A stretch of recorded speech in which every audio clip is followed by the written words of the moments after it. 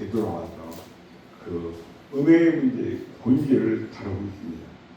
성도는 예수 그리스도 안에서 참 자유를 획득한 그런 자들이 성도입니다. 모든 일에 자유롭습니다. 하지만 그 자유로움이 방종까지도 허용하는 것은 아니라는 것을 기억하셔야 됩니다. 방종은 오히려 인간을 죄악의 노예로 묶는 역할을 합니다.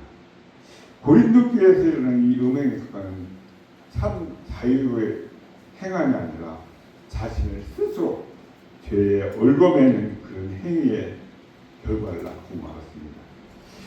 이 고린도교의 속담이 13절에 나오고 있는데요. 음식과 사람에 대한 불가분의 관계가 있습니다. 사람의 식욕은 음식을 자꾸 찾게 만듭니다. 그리고 그 음식은 먹음으로써 만족을 느끼게 해주죠. 하지만 하나님은 언니가 이 두 가지 모두를 폐하실 때가 있다는 것입니다. 바로 부르심 받을 때이죠. 성도의 몸과 그리스도 역시 이처럼 불가분의 관계이지만 이 둘의 관계는 음식과 배의 관계와는 차원이 다른 것입니다. 인간의 몸이 성적 욕구를 갖는 것은 지극히 자연스러운 일일 것이라고 할 수 있습니다. 그러나 그 욕구를 음행으로 채우려 해서는 안 된다는 사실이죠. 성도의 몸은 음란을 위해서 존재하는 것이 아니라 예수 그리스도를 위해서 존재한다는 사실입니다. 그리스도는 우리 성도를 위해서 희생을 치르신 분입니다. 성도는 영적 세례를 통해서 그리스도와 연합한 자라는 것 우리 잘 알고 있지 않습니까? 그래서 우리의 몸은 그리스도로부터 분리된 것이 아닙니다. 그러기에 우리 성도는 그리스도께 붙은 지체라는 걸 기억하십시오. 몸과 지체는 본질적으로 하나입니다. 만일 성도들이 창녀와 결합을 한다면 그것은 자신의 몸을 창기와 창기의 지체로 만드는 것입니다. 왜요? 성적인 결합은 한 몸을 이루기 때문에 그렇습니다. 그리스도와 연합해서 그와 한 영이 좋아요는 결코 이런 일을 해서는 안 되겠죠. 우리 성도는 음행을 피해야 됩니다. 음행은 다른 죄와는 다르게 다루는 것 성경에서 볼 수 있습니다. 왜요? 자신의 몸 안에 범하는 죄이기 때문에 그렇습니다. 성도의 몸은 하나님이 우리에게 주신 것이요. 바로 성령의 전, 성전이라고 우리가 표현하죠.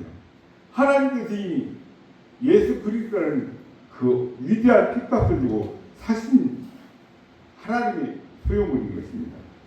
그러기에 우리의 성도는 자신의 몸으로 하나님께 영광을 돌려야 될 줄 믿습니다. 아무리 생각해도 저는 어렸을 때 청년 때 들었던 얘기, 미국 서양놈들은 죄송합니다. 뭣도 모르는 개 돼지 마냥 그런 형편없는 놈들이야. 그런 입에 못 담지 못한 그런 말씀을 하시는 것은 더럽더럽는데 제가 보기에는 우리나라가 더하면 되지 그들이 더하다고 말할 수는 없다는 겁니다. 제가 어른이 되고 보니까 그렇습니다. 이처럼 매우 성적으로 문란한 세상을 우리가 살아가고 있습니다. 근데 이 고린도교의 성도들 역시 이 성적으로 문란 가운데서 세상 사람과 별반 다르지 않은 삶을 살고 있다는 소식을 바울 사도가 전해 듣고 오늘 말씀을 주는 것입니다. 이 고린도 지역은 상업이 발달하다 보니까 온갖 잡동사는 뭐나 다 발달되어 있는데 이 시대에 헬라 철학에서 이혼론이 성행하던 때입니다. 이혼론이 몸과 정신은 따로따로다. 육체는 어차피 이 땅에 살다가 죄송합니다. 뇌지면 버리고 쓰레기 버리고 가는 건데 영혼만 성결하면 돼. 근데 그게 될까요? 집이 내용물이 집안이 들어오는데 그 안에 있는 내용물이 깨끗해질 리가 있습니까? 몸과 영은 절대 이혼이 아닙니다. 이론입니다. 한 몸입니다. 아멘. 우리 육체 지금 뭐합니까? 옛날에는 생장을 했는데 지금은 화장을 할 때 하나님이 그렇게 하나님이 그걸 못 맞추게 성경을 보십시오. 말때 재림하시면 모든 사람, 믿는 사람은 생명의 부활로, 또 뭐예요? 안 믿는 사람은 뭐예요? 심판의 부활로 다 부활하게 되어 있습니다. 그렇다면 그때를 생각한다면 우리 몸과 영혼이 따로따로가 아니라는 것을 알게 됩니다. 이런 우리 몸에 대해서 우리는 이 세상을 살면서 어떻게 대해야 될까, 이해를 해야 될까, 그런 격언이 있죠. 건강한 몸에 건강한 정신이 깃든다. 저희들 초등학교, 중학교 다닐 때 건강한 육체와 건강한 정신을 낳는다. 그런 슬로건을 팻말에 흉패를 달고 다닐 때가 있었습니다. 물론 몸이 건강하다고 해서 더 건전한 정신을 가졌다라고 하면, 몸이 약하다고 해서 고고한 정신과 영성을 가지지 못한다는 것은 아닙니다. 하지만 분명 건강한 몸은 건강한 영혼을 유지하는데 큰 도움이 되지 않겠습니까? 그렇다면 성경은 우리 몸에 대해서 무엇이라고 말씀하시는지, 오늘 주신 말씀 중에서 하나님께서 저와 여러분의 몸에 대해서 어떤 교훈을 주시는지, 또 그 교훈을 따라서 우리는 우리의 몸을 어떻게 사용하며 살아야 될지를 깨닫기를 원합니다. 첫 번째, 저와 여러분의 몸은 장차 부활할 몸이라는 것을 기억하시기 바랍니다. 우리 12절, 14절 한번 다시 읽어보겠습니다. 시작. 모든 것이 내게 가하나 유익한 것이 아니요 모든 것이 내게 가하나 내게 무엇이든지 얽매이지 아니하리라. 음식은 배를 위하여 있고 배는 음식을 위하여 있으나 하나님은 이것저것을 다 폐하시리라. 몸은 음란을 위하여 있지 않고 오직 주를 위하여 있으며 그는 몸을 위하여 계시니라. 하나님이 주를 다시 살리셨고 또한 그의 권능으로 우리를 다시 살리시리라. 아멘. 모든 것이 내게 가하다. 다 유익한 것은 아니요. 모든 것이 내게 가하다는 말은 고린도 교회 그 당시 성도들의 자유주의자들, 몸은 육체를 즐기는가, 기회는 때다, 그런 자유주의 슬로건을 냈습니다. 바울은 진정한 자유인이 어떤 사람인지를 역설적으로 표현하고자 하고 있습니다. 실질적인 유익과 영적 주체성을 설명하고 있는데요. 허락되었다고 해서 다 유익한 것이 아니다. 허락되었다고 그것들이 나를 지배하게 내버려두는 것은 옳은 일이 아니라는 것이죠. 나는 그래서 그것들에게 지배당하지 않는다. 그런 의미겠습니다. 그렇습니다. 허락되었다고 내 맘대로 하다가 과용하고 중독돼서 그것에 지배당한다면 그것은 자유가 아니라 구속이고 폭발이 되는 것입니다. 제 굴레에 다시 빠지는 것입니다. 소위 허락된 것이 나를 주장한다면 어떻게 우리가 자유인이라고 말할 수 있겠습니까?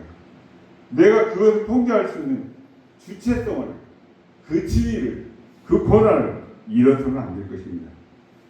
이 고린도 교회 성도들은 주님께서 주신 자유를 자신의 정욕을 채우는데 잘못 사용하고 있던 것이죠. 그렇다면 지금 저와 여러분도 그 자유를 육체만을 위해서 사용하고 있지는 않습니까? 네. 우리의 몸은 단순히 욕구를 채우기 위한 도구가 아니라는 것입니다. 이 땅에서만 잠깐 사용하다가 버리는 일회성 소모품도 아닙니다. 하나님께서 직접 우리의 몸을 창조하셨다는 것을 기억하십시오. 하나님은 예수님을 죽은 자 가운데서 다시 살리신 것처럼 주님이 재림하실 때 주님과 같은 부활의 몸으로 저와 여러분의 몸을 변화시키실 것을 믿으시기 바랍니다. 우리의 욕심과 욕구를 채우기 위해서 우리의 몸을 내 마음대로 사용해서는 안 된다는 것입니다. 영원한 몸으로 부활할 그날을 기대하며 주님께서 주신 자유를 다른 사람을 섬기고 사랑하는 일에 사용하시길 축복합니다. 네. 두 번째로 오늘 주신 말씀에서 사도 바울은 우리 몸에 관해 두 가지를 말하고 있습니다. 첫 번째로 말하는 것은 15절에 나오는데 우리 15절 너희 몸이 그리스도의 지체인 줄을 알지 못하느냐. 예수 그리스도와 연합된 몸인 것을 우리는 기억해야만 됩니다. 이 고린도 교회 성도들은 복음을 알고 믿는다고는 하지만 여전히 이 성적으로 문란하게 살았던 것을 알게 됩니다. 음행은 배를 채우기 위한 아무런 음식이나 먹는 것과는 차원이 다릅니다. 상대방과 한 몸이 되게 하며 우리 몸에 돌이킬 수 없는 죄를 범하게 만듭니다. 저와 여러분이 살고 있는 이 세상은 곳곳에서 보면 이런 음행을 부추기고 그것을 죄가 아닌 것으로 착각하게 만드는 것을 봅니다. 그러나 성경은 음행을 아주 심각한 죄로 취급하고 있는 것을 보게 됩니다. 단순하게 하룻밤의 즐거움이 아니고 부활의 영광스러운 몸으로 변화될 때로서 우리는 결코 이런 죄를 저지를 수가 없다는 것을 기억하십시오. 음행 심각한 죄, 적극적으로 피하고 거룩함을 지키기 위해서 교회 안에서는 부단히 애를 써야 됩니다. 너희 몸이 그리스도의 지체인 줄 알지 못하냐. 이 말은 저와 여러분의 몸이 그리스도의 한 부분이라는 의미일 것입니다. 여기서 우리가 주목해야 할 것은 너희 뭐예요? 그리스도의 지체. 성도는 예수 그리스도의 이름으로 세례를 받고 그분과 연합한 자인 것입니다. 그러기에 우리 성도의 몸에 붙은 지체는 몸과 역시 하나인 것입니다. 몸과 지체는 본질적으로 동일한 것이죠. 우리 자신이 그리스도의 지체로서 바울은 우리 몸이 그리스도의 지체라고 말하는 것과 동시에 이것은 몸이 우리의 실존과 분리 구별될 수 없다라고 말하고 있습니다. 우리 몸이 곧 우리 자신이고 우리 자신이 곧 그리스도의 지체라는 것입니다. 이 이원들이 뭡니까? 육체와 정신 혹은 영혼을 따로따로 분리합니다. 그리고 성과 속을 분리하는 이 생각. 야, 영혼만 정결하면 돼. 정결하면 돼. 생각이 정결하면 몸도 따라갑니다. 생각이 더러우면 더러우면 몸이 따라갑니다. 근데 어떻게 이혼을 분리시킬까요? 사탄이 하는 짓입니다. 에덴 동산에서 보암직도 하고 먹음직도 하고 죽을까 하노라. 왜 분리를 시킬까요? 틈새가 벌어져야 뭔가 핑계를 대고 합리화를 시키잖아요. 마귀는 나누는 것을 전공을 합니다. 야, 하나님 왜 그렇게 살았나? 네 자유롭게 네 생각 네 맘대로 살아. 쪼개는 것입니다. 왜요? 하나님 앞에 바로 나가지 못하도록. 마귀의 술책을 아셔야 됩니다. 틈새만 있으면 삐집고 들어오는 것입니다. 우리의 몸은 우리의 정신은 영혼에 비하면 아주 열등합니다. 그렇기 때문에 육체의 정욕을 억제하는 금욕주의로 흐르기도 하고 반대로 육체의 쾌락만을 즐기는 쾌락주의로 빠지기도 합니다. 그런데 이런 주장은 성경은 이렇게 말합니다. 우리 자신과 우리의 몸, 우리의 영과 우리의 몸을 분리할 수 없다라고 말씀합니다. 매우 중요한 우리 몸을 이루어진 실제 삶도 매우 중요합니다. 제가 늘 말씀드리지만 내가 무엇을 보냐면 생각이 난다. 그 생각하면 행동을 옮기게 되어 있습니다. 그래서 볼 것과 보지 말아야 될 것. 우리가 잘 구분해서 시작을 하셔야 됩니다.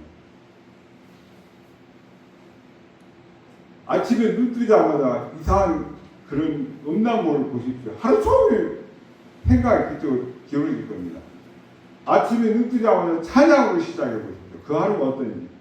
눈 뜨자마자 기도하고 말씀을 읽고 시작해 보십시오. 하루 삶이 어떤지 결과는 여러분들이 한번 스스로 얻어보시기 바랍니다. 우리의 건강관리도 이런 면에서 참 중요하다는 것을 알 수 있습니다. 왜요? 저와 여러분의 몸이 그리스도의 지체이기 때문에 우리는 이 몸을 건강하게 잘 유지 관리해야 되는 의무가 있습니다. 그렇게 잘 관리해도 예기치 않는 질병이나 사고를 우리는 피할 수가 없을 때가 있습니다. 그래도 최선을 다해서 우리가 몸을 건강하게 유지하는 데 있어야 될 것입니다. 성경의 음주나 흡연도 우리는 해서는 안 됩니다. 어렸을 때 어떻습니까? 초등학교 1, 2학년 때는 거짓말을 잘 못하면 핑계 대긴 되고 합리화를 시키는데 머리를 젖어서 짱구 돌린다고 해가지고 부모님은 속어 넘기려고 하지는 않습니다. 그런데 사람이 성장하고 지식이 들어오면 들어올수록 나이가 먹고 경험이 많으면 많을수록 모든 것을 합리화시키고 핑계를 대고 불러대게 거짓말을 너무나 능숙하게 잘하는 것을 봅니다. 그만큼 숙달이 되겠죠. 반대로 정직하게 말씀 속에서 살락하면 역시 그렇게 진실되게 말 한마디 딱 2, 30초만이라도 이 사람은 어느 정도 순전이나 순수한 사람이다. 이 사람은 너무 사기성이 농후하다를 우리가 알 수 있지 않습니까? 몸의 건강과 육신의 건강을 잘 유지하면서 우리의 실생활의 삶이 하나님께서 기뻐하시는 삶으로 갖고 나가길 진명을 축복합니다. 세 번째는 우리 몸에 대한 이 첫 번째 비유와 관련해서 바울 사도는 강력하게 경계하는 죄가 있습니다. 무엇입니까? 15절 하반절에서 18절은 이렇게 말합니다. 내가 그리스도의 지체를 가지고 창녀의 지체를 만들겠느냐? 결코 그럴 수 없느니라. 창녀와 합하는 자는 그와 한 몸인 줄을 알지 못하느냐? 일러스되 둘이 한 육체가 된다 하셨나니. 바울은 우리 몸과 관련해서 강력하게 경계하는 죄가 바로 음행이라고 말씀합니다. 그리스도의 몸인 우리 지체를 창녀의 지체로 만들 수는 없다는 것입니다. 왜 그렇습니까? 부부가 한 몸을 이루는 것처럼 창녀와 한 몸은 창녀의 지체라는 것입니다. 이런 점에서 바울은 음행을 누구보다도 강력하게 경계하고 있습니다. 이 안타까운 시대, 아니 옛날에는 여관이라고 했는데 모텔이라는 게 대한민국만큼 그렇게 많은 데 없습니다. 제가 아들 집에 와서 야, 손님들 이번에 결혼식에 초대했으면 큰일 날 뻔했다. 한 40분 타고 나가요. 호텔 몇 개 있습니다. 그 큰 도시에 모텔 눈 씻고 봐도 못 찾았어요. 근데 우리나라는 도시가 아니라 집에서 나가서 5분만 걸어라 모텔 있습니다. 그렇게 여행하는 여행자들이 많습니까?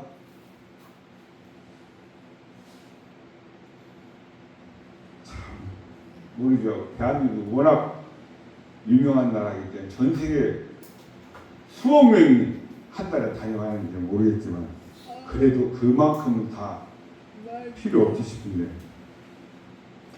성에 대한 관념이나 이 생각들이 너무나도 급격하게 바뀌면서 우리 사회는 돌이킬 수 없는 음란한 사회가 되어버렸다는 것을 이 성적으로 매우 심각하다는 걸 다시 한번 생각해봐야 됩니다. 세상은 이 음행을 지극히 당연한 것처럼 즐거움 있는 것처럼 부추기면서 죄를 죄로 인식하지 못하게 만들고 있습니다. TV 드라마, 인디 드라마 같은 거 치고 불륜을 안 엮은 그런 드라마 있던가요? 잘 보기 힘들지요. 동성애. 국민들의 세금으로 동성애 행사하는데 몇 천만 원씩 지원했던 거 보드리는 거 다 들어보시고 아시죠? 혼외정사, 간음, 난잡한 이성질론.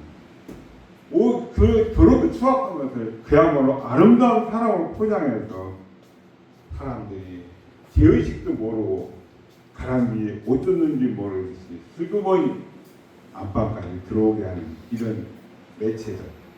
이처럼 성적 타락이 만연한 시대를 우리는 살아가고 있습니다.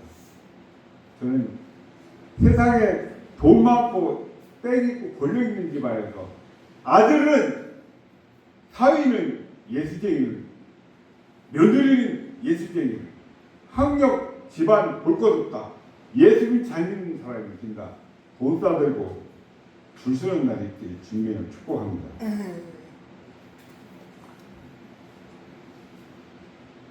우리 그리스도인들도 예수님을 믿지 않는 사람보다 훨씬 덜하겠지만 역시 성적인 시험을 당하는 경우가 많이 있습니다. 그 유명하신 분들이 그 큰 위에 더러더러 그런 걸 우리가 듣지 않습니까? 아무리 사회가 음란이나 음행에 대해서 반대해서 간다 할지라도 우리 그리스도인들이 결코 그 길에 가서는 안 됩니다. 하나님은 성적인 순결을 지키기를 원하시는 줄 믿습니다. 우리 몸에 대해서 하나님 원하시는 바입니다. 하나님 원하시는 것. 구체적으로 말씀드린다면 성범죄를 저지르지 말아야 된다는 것입니다. 동성애는 말할 것도 없고요. 이성에 관해서도 성범죄는 저지르지 말아야 됩니다. 부부관계를 넘어서는 그런 관계는 모두 죄악인 줄 믿습니다. 남자는 여성을, 여자는 남성을 정중하게 대하십시오. 무례하게 함부로 용납하지 마십시오. 특별히 교회 내에서는 조심하지 않으면 성희롱에 해당하는 말이나 행동을 너무나 쉽게 할 가능성이 농후합니다. 매우 조심해야 될 사항이죠. 그리고 우리 주변의 음란물을 제거해야 됩니다. 멀리 해야 됩니다. 사진이나 동영상. 핸드폰 초등학교들 아니 유치원 들어가면 핸드폰 뭐 우리 어른보다 더 잘합니다. 잘 찾아봅니다. 그 애들이 뭘 보고 무슨 생각을 하겠습니까? 음란을 보는 그 자체도 성적인 범죄에 해당한다는 사실을 기억하십시오. 한 걸음 더 나가서 배우자가 있는 분들은 오직 배우자만 사랑해야 됩니다. 배우자를 깊이 사랑하면 사랑할수록 성범죄에 빠지는 일은 없을 것입니다. 배우자를 사랑하는 것은 하나님께서 우리에게 분명하게 명령하신 명령이기도 합니다. 바울사도는 우리 몸에 관해서 이렇게 가르치고 있습니다. 우리 몸은 그리스도의 지체이기 때문에 결코 음행을 범해서는 안 된다. 바울사도의 가르침을 떠나서 하나님께서 우리에게 가르치신 말씀입니다. 우리는 이 하나님의 음성을 성경의 목소리에 귀를 기울여야 될 줄 믿습니다. 마지막으로 바울이 우리 몸에 대해서 두 번째로 말하는 것은 무엇입니까? 19절에 20절을 요약하면 우리 몸이 바로 성령, 하나님이 거하시는 성령의 전인 것을 알아야 한다고 말씀하고 있습니다. 단순한 그런 몸이 아닙니다. 하나님께로부터 받은 성령의 전. 더 이상 우리 몸은 우리의 것이 아닙니다. 이제는 나 자신을 위해서 내 몸을 사용할 수 없다는 사실을 기억하십시오. 내 몸을 누구를 위해서 사용하고 있습니까? 저와 여러분은 하나님께 보내신 성령의 전으로 온전히 우리 몸을 드리고 있습니까? 대부분의 사람들은 내 인생은 나의 것, 자신이 주인인 것처럼 자신의 몸을 자신의 욕심과 성공을 위해서 사용하는 것을 봅니다. 그렇지만 저와 여러분은 우리의 몸이 우리의 것이 아닌 하나님의 것이라는 것을 기억하시오. 하나님께서 2000년 전에 이미 예수 그리스도를 통해서 핏값을 주고 사신 하나님의 소유물입니다. 그러기에 저와 여러분은 주님이 오신 그날까지 죄악과 싸우며 성결하고 거룩하게 우리 몸을 지켜가야만 하는 것입니다. 하나님을 예배하며 하나님을 찬양하고 이웃과 교회를 섬기는 일에 저와 여러분의 몸을 사용해야 된다는 것입니다. 바울이 고백하고 있는 것처럼 저와 여러분은 살든지 죽든지 주님의 것이기에 우리의 몸을 주님의 영광을 위해서만 사용해야 한다는 것입니다. 지금 그렇게 살아가고 계시죠? 예. 아직도 내 몸은 내 것이야. 나 자신만을 생각하며 살아가시는 분은 없으실 줄 믿습니다. 예. 우리에게 주신 이 몸을 더욱더 거룩하고 순결하게 지키며 가정과 직장, 학교와 교회 그 모든 곳에서 주님의 영광을 위해서 다른 사람을 섬기고 돕는 일에 사용해야 됩니다. 그래서 우리 성도들이 가는 곳곳마다 성도들이 머무는 곳곳마다 하나님의 영광을 드러내는 그런 사람으로 살아야 한다는 것이죠. 장차 우리 몸은 주님과 함께 부활하게 된 거룩한 몸이라는 것을 기억하십시오. 죄와 음행으로부터 우리의 몸을 지키고 주님이 다시 오실 그때까지 하나님께 영광에 돌려드리는 삶을 살아야 될 것입니다. 19절에서 20절 한번 읽어볼까요? 시작. 너희 몸은 너희가 하나님께로부터 받은 바 너희 가운데 계신 성령의 죄인 줄 알지 못하느냐. 너희는 너희 자신의 것이 아니라 값으로 사는 것이요. 성령의 전. 성령 하나님께서 사시는 집이라는 것입니다. 달리 말하면 하나님이 살아계신 곳, 성전이죠. 우리 몸은 하나님께서 주신 것이기도 하고 하나님이 계신 곳이기도 합니다. 대단한 것이죠. 너희는 너희 자신의 것이 아니라는 이 말씀은 우리 자신이 우리 몸의 주인이 아니라는 것입니다. 우리 몸의 주인, 내 삶의 주인은 바로 하나님이십니다. 아멘. 값으로 산 것이 되었다 이렇게 표현하고 있는데 우리 몸이 예수님의 십자가에 피 흘리시며 그 피값으로 값을 지불하시고 사신 것이 되었다는 말씀입니다. 원래는 우리는 죄로 인해서 허물로 인해서 죽었던 존재였습니다. 사탄의 종로만 오르지 입혔다시 하다가 죽은 자들. 그런데 하나님께서 그런 더럽고 추악한 죄인들을 하나밖에 없는 아들을 십자가에 내려 죽게 하셔서 그 피값을 지불하고 하셨다는 것입니다.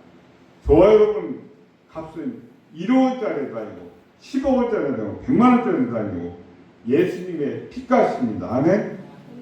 예수님이 저와 여러분을 위해서 그 보배로 피를 흘려주셨고 하나님은 그 피값을 치르시고 저와 여러분을 사탄의 손에서 죄와 죽음에서 건져내 주셨습니다. 아멘. 여러분 시장에 가서 아니면 인터넷으로 내가 정당한 값을 치르고 무언가를 사면 그것이 주인이 누굽니까?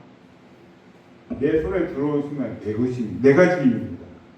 마찬가지로 하나님께서 아들 예수 그리스도의 십자가에 달려 죽게 하시고 그 피값을 치르시고 저와 여러분을 사셨기 때문에 저와 여러분의 몸과 저와 여러분의 삶의 주인은 하나님이신 것입니다. 아멘. 우리는 우리의 것이 아닌 하나님의 것입니다. 이런 사실을 한다면 우리 한 사람 한 사람 우리 몸이 얼마나 귀하고 소중한지를 다시 한번 생각하게 합니다.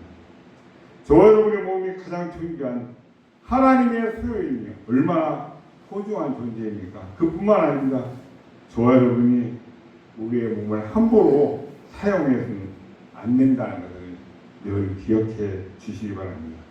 우리는 우리의 몸을 성령님이 거하시는 성령의 전답게 하나님께서 거하시는 곳답게 하나님 기뻐하시는 방식으로 날마다 갖고 가시기를 축복합니다. 이 우리 몸에 대한 두 번째 비유에 관련해서 바울 사도는 몸을 어떻게 사용하라고 권고하고 있습니까?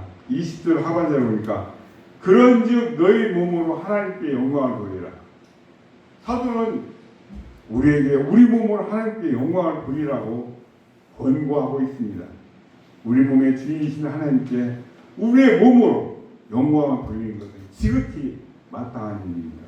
그렇다면 어떻게 하면 우리의 몸으로 하나님께 영광을 돌릴 수가 있을까? 무엇보다도 우리의 삶의 의미와 목적이 하나님과 그분의 영광을 위해서 향해 있게 됩니다. 무엇을 바라보느냐, 내 목표점이 어디냐 따라서 삶의 질이 달라지고 방법이 달라질 것입니다. 우리 몸, 우리 실제 삶을 가리킨다고 말씀드렸습니다.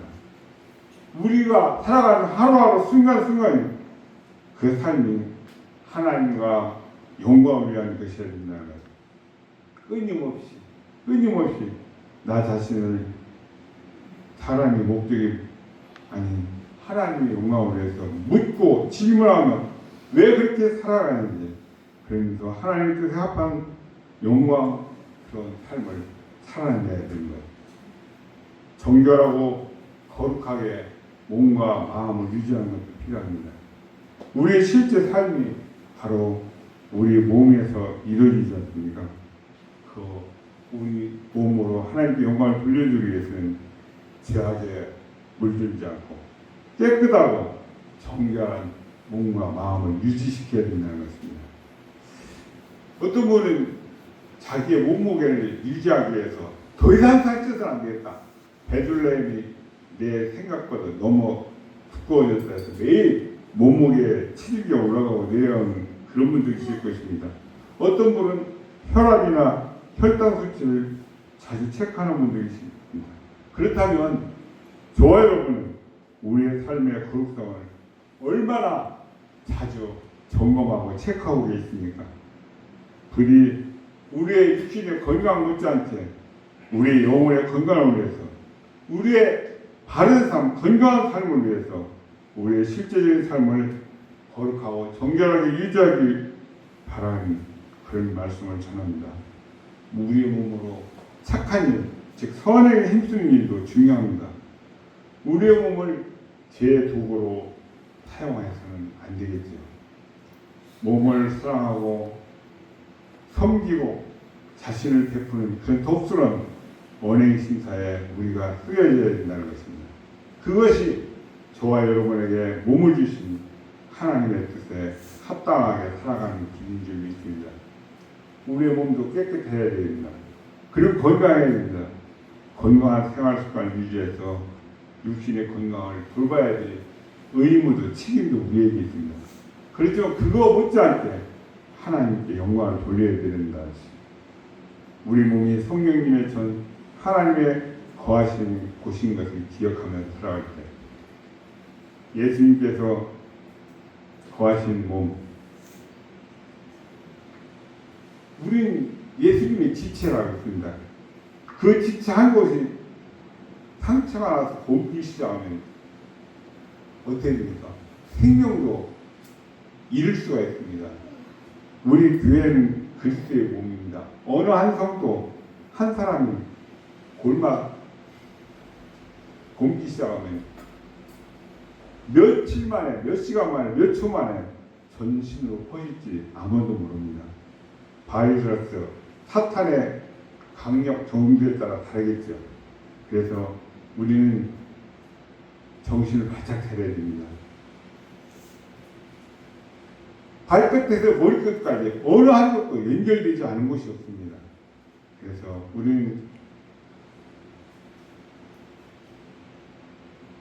주 안에서 우리는 하나라는 찬양을 부를 때 그 의미를 우리가 곱씹어 보면 참 얼마나 무서운 말인지 생각도 안 하고 그냥 부르지는 않는지 갑자기 생각이 나네요.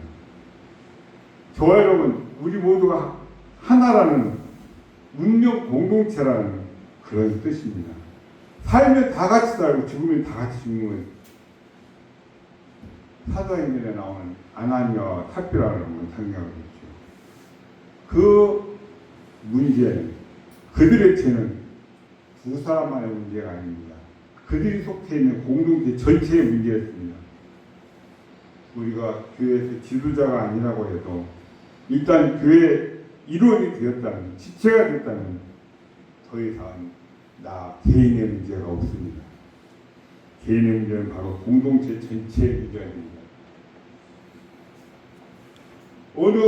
어디 사람 홍수님이 그게 이래야 합니다. 예수님은 홍수님, 예수님이 먼저 나옵니다. 예수님이라는 것이 아무개가 그랬대. 왜 내가 잘못했는데 욕은 예수님이 먼저 먹습니까?